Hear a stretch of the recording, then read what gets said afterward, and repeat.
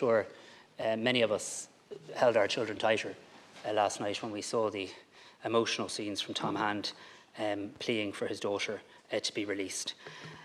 There's absolutely no doubt that what Hamas did was despicable. We've all condemned it. It deserves absolute condemnation. It was an act of terror on the people of Israel. It should be condemned, and of course Israel had a right to defend itself.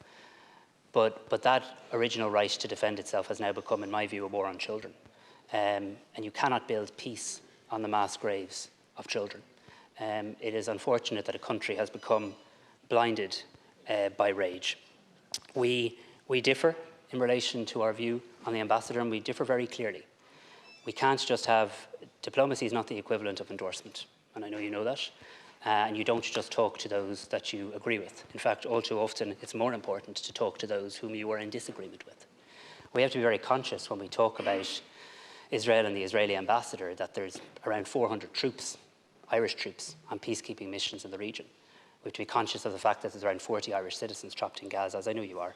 And we have to be conscious of the fact that there's an Irish-Israeli girl currently held hostage by Hamas. So we need to keep talking. We know that if we expelled an ambassador here, they'd expel our ambassador there.